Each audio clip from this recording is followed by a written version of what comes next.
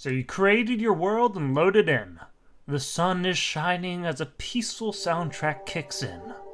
You take a deep breath, exhale, and think to yourself, I want to swing around huge weapons in order to crush the foul beasts of this world. And so, after you crank it up the master mode and flick on revengeance mode, you dive into the caves, pickaxe in hand. Or, you would dive into them if there was any caves that have spawned with any meaningful depth on this world. At least you found some new boots. So you make a new world and load in. Sun shining, peaceful soundtrack, deep breath, and all that jazz, and then you dive into some proper caves. You search the depths, gathering high-quality ore, breaking hearts, and looting chests. After crafting some quick armor, you set up an arena in the desert for the Desert Scourge boss. And what the heck is this Wolf from Acrobatics pack? Changes your grappling hook? I don't know. That's typically a pretty decent dodge for early game, so I'm not sure if you really want to... Woohoo! Okay, alright, never mind. That's freaking cool. So you take your new gear in this random flying carpet to the Desert Scourge boss fight. Thanks to the standard Terrarian martial weapons training, your cuts arc perfectly into its flesh, dicing it up until the worm is defeated.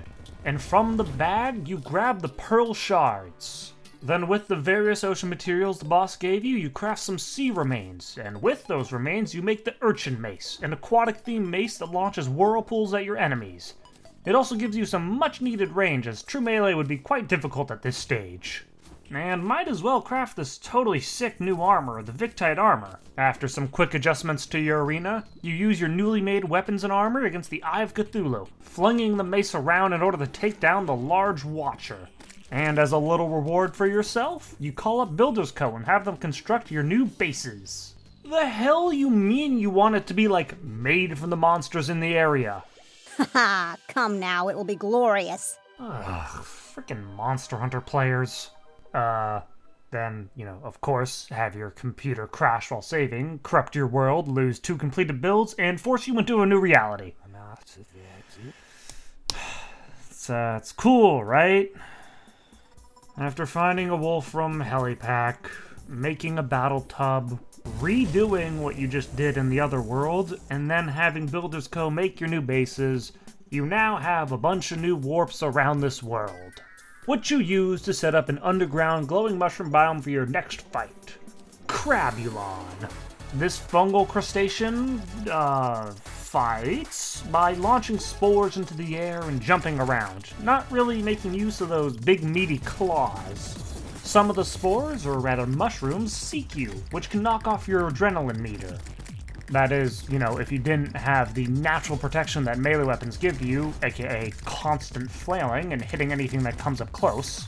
Overall, the fight consists of hitting the big beast until adrenaline is up and then shredding its health bar with some close combat.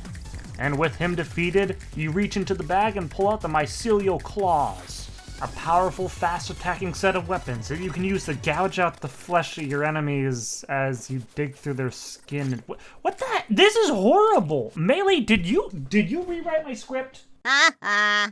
Ugh, God, just so gross. So, you know what? For the sin of messing with my script, I sentence you to farming for potion buffs. That's right, you're gonna need all melee benefiting potions, water helping potions for your battle tub, and some of the standard potions, so that's gonna take you like no time at all thanks to all the NPCs you've housed. That was hardly a punishment. You literally only got improved by that.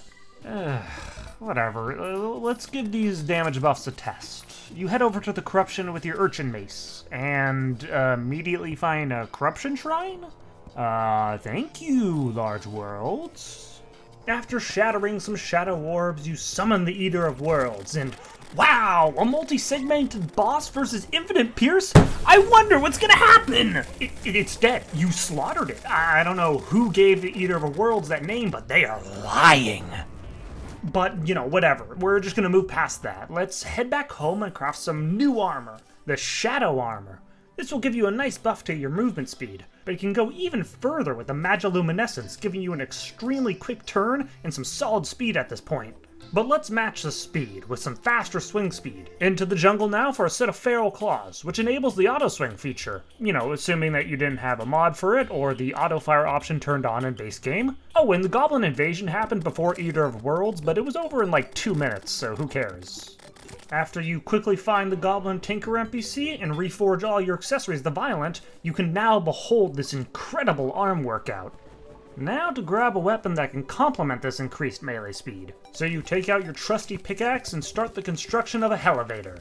And once you breach the depths of the Underworld, you make it a little bit safer for farming. You're looking for the Blade Crest Oath Sword, a projectile firing blade that also has a really bad swing for up-close enemies. So you mine some Hellstone and craft the Volcano, a large, fiery greatsword.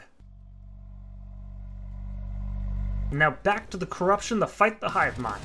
It spawns a lot of minions to attack you, so you cleave through them when up close and fire blood scythes at long range. And thank God for ranged melee, because those Shadow Rain attacks are brutal for true melee. But thankfully it doesn't take long to defeat, granting you access to some craftable wings. And with the remaining Aerialite bars and some Hellstone bars, you take a wooden sword and make the Biome Blade. Broken Biome Blade. I guess you're not quite the Forge Master you thought you were. Regardless, it's still a super sick weapon. The Biome Blade, or rather Broken Biome Blade, can absorb the elements of the biome it's in by right-clicking it and attuning itself to gain different effects. You can store 2 different attunements for easy swap during battle. For the Forest/Purity, dubbed Pure Clarity, it fires off a simple projectile that can inflict the Crumbling debuff, which lowers the enemy's defenses and their damage reduction. The Desert Attunement, also known as Arid Grandeur, changes the swing to a thrust and summons 4 searing hot blades to scorch the enemy. These blades get larger and can do more damage per hit, leading to huge DPS. Oh, and the best part? Pogo Blade. Simply point the swords anywhere and bounce off some tiles. You can achieve some great speed and have a blast doing it. The next attunement is Ice Biome. Dubbed the Biting Embrace, it turns your standard attack into a 3-hit combo that does some pretty decent damage and makes a kinda cool beat.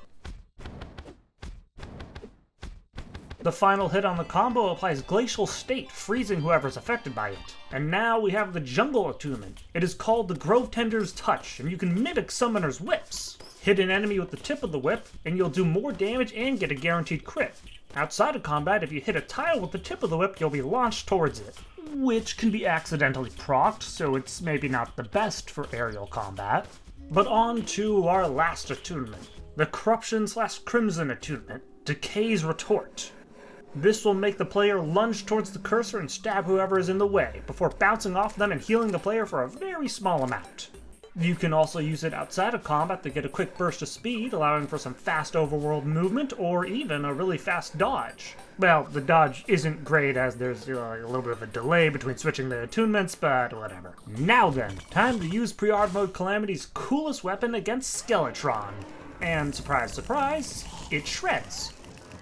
Anywho, you dive into the dungeon and start looting chests for the Cobalt Shield. Knockback has not been your friend since you started using some real melee weapons. And since you're committing more towards a true melee build, how about we start buffing your defense? Other than typical potion and food buffs you already have, you can still upgrade your armor.